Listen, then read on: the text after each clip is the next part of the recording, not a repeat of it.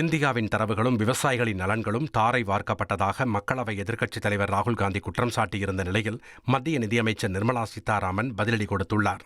அமெரிக்காவுடனான இந்திய அரசின் வர்த்தக ஒப்பந்தத்தை ராகுல் காந்தி விமர்சித்திருந்த நிலையில் கடந்த 2013 காங்கிரஸ் தலைமையிலான அரசு உலக வர்த்தக அமைப்பில் மேற்கொண்ட பாலி ஒப்பந்தத்தை சுட்டிக்காட்டி உண்மையிலேயே விவசாயிகளை விற்றது யார் என தமக்கு தெரியும் என்று மத்திய நிதியமைச்சர் நிர்மலா சீதாராமன் விமர்சித்தார்.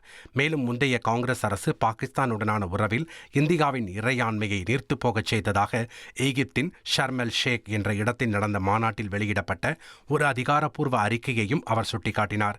மேலும் இந்த பட்ஜெட் தரவு மையங்களுக்கு ஊக்கத்தொகை வழங்கப்படுவதன் மூலம் இந்தியர்களின் தரவுகள் இந்தியாவிலேயே பாதுகாப்பாக இருப்பது உறுதி செய்யப்பட்டிருப்பதாகவும் அவர் தெரிவித்துள்ளார்.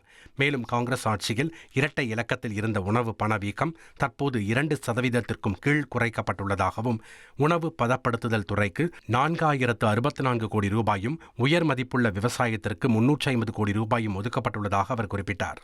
1,26,00,000 மனங்களை வென்ற தந்தி டிவி யூடியூப் சேனல். தவிர்க்க முடியாத தம்ப்நெயில்ஸ், கலக்கலான கான்டென்ட்ஸ். நீங்களும் இந்த குடும்பத்தில் இணைய இப்பவே சப்ஸ்கிரைப் பண்ணுங்க. அசுரபலம் கொண்ட எங்கள் டிஜிட்டல் கரங்களில் உங்கள் விளம்பரங்களை சேர்க்க வாட்ஸ்அப் பண்ணுங்க. 8939888378. Email advttv@dttv.in.